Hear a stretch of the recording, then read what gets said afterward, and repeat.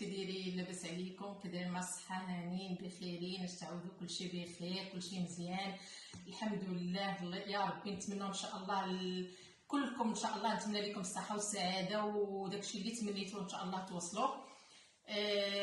ومرحبا بكم. كنقول البنات اللي دخلوا عندي القناه وشافوا مرحبا بهم، والف الف الف مرحبا والله يحفظكم. وما فيها باس اللي ما دخلش مازال يزيد يدخل ويشوفها ويخلي لي لايك وابوني، والله يعطيكم صحيحتكم. وهذا هو المهم البنات. بلا ما نطول عليكم جيتكم اليوم بواحد الوصفه ممكن تقولوا لي الوصفه هذه غريبه، الوصفه هذه المهم وصفه اقتصاديه في متناول الكل، في جميع البيوت كاينه موجوده.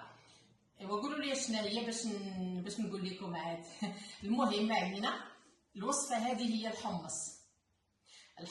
حنا ديما كنعرفوا الحمص كنستعملوه في مع الكرعين، نستعملوه مع الحمراس، نستعملوه في الكسكسو، نستعملوه في حاجات يعني بحال هكا في الحريره نستعملوه. لكن اليوم انا جيتكم بالحمص بوحدو، ما فيه حتى حاجه، اكله صحيه مفيده للذات تقوي، ما نحكي لكمش عليها. المهم جربوها وردوا علي كتبوا لي تعليق وقولوا لي كيفاش جاكم. ودابا يلا نشوفوا كيفاش غادي نديروا هذا الحمص. ودابا البنات هاني جيتكم باش نقول لكم شنو كنديروا في الحمص هاو عندي هنا، عندي كيلو د الحمص. هو ديجا رطبته البارح، رطبته مع كيلو د الحمص مع عشق ديال القهوه ديال البيكربوناتو، رطبته في الليل حتى الصباح، بيكربوناتو صودا حتى الصباح. وصفيته دابا وغسلته، حيت منه هذاك الماء لحته وغسلته مزيان.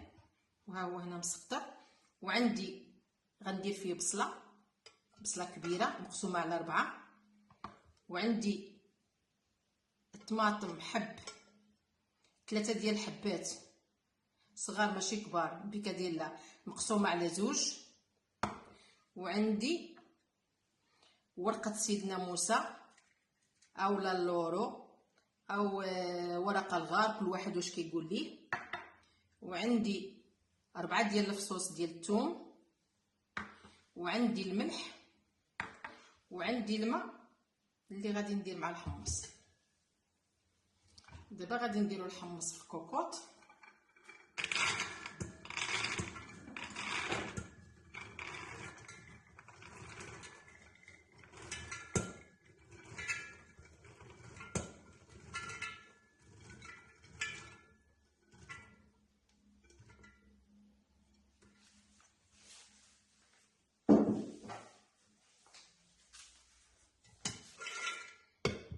غادي نزيد عليه البصله هكا، غادي نزيد عليه مطيشه حتى هي هكا، نزيد عليه الثومه، نزيد عليه ورق الغار هذا اللي هو لورو سيدنا موسى. المهم 4 5 6 ما تقيدوش بهذا لانه اصلا مزيان وصحي ومفيد بزاف للذات. هذا ما تقيدوش بهذا، اللي كان عندكم يعني وكان عندكم بالزيت حطوه نورمال. هذا مزيان، هذا يعني عنده فوائد، فيه فوائد كثيره.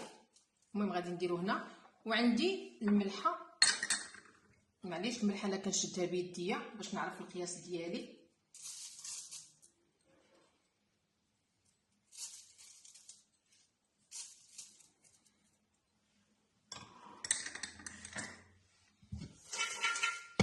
وهنا عندي يطرد الماء. هذا عبرته غير باش نقول لكم. المهم انا غادي نشوف هنا شحال غادي ندير، شحال غيكفيني ديال الماء. حيت ملي كندير الماء هنايا ضروري خصني نخلي 3 أو 4 صبعان فوق من الحمص، يعني باش تغمري الحمص تغطيه بالماء ويبقى الماء فايت الحمص ب3 أو ب4 ديال الصبعان. انا درت هنا يطرد الماء وغادي نشوفوا فين غيجي. غادي نزيد نستطرد الماء.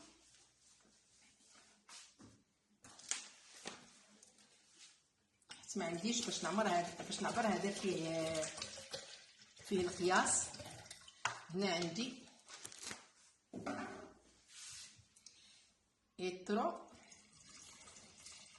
يترو ونص د الماء صافي. غادي نسدو الكوكوط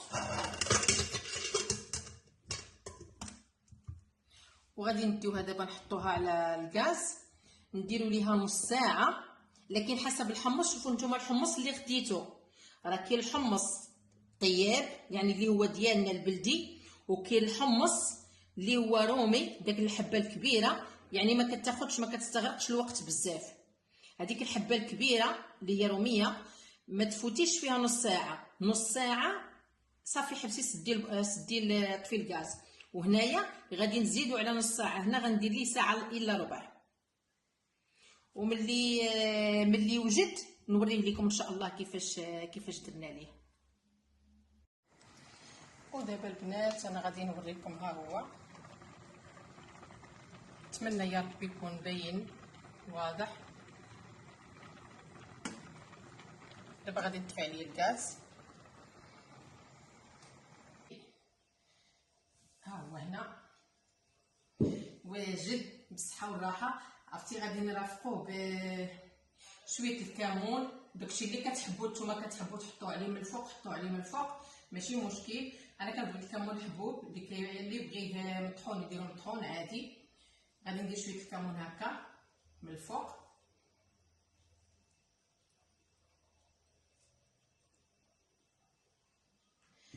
وغنزيد عليه زيت الزيتون صحيه. عرفتي البنات صحيه واعره للوليدات، الناس حتى الناس الكبار، يعني فنه يعني صحيه. لو يعرف قيمتها الانسان ما يفرقهاش. وهنا عندي شويه ديال الفلفله السودانيه، غادي ندير حتى هي، ندير شويه هكا.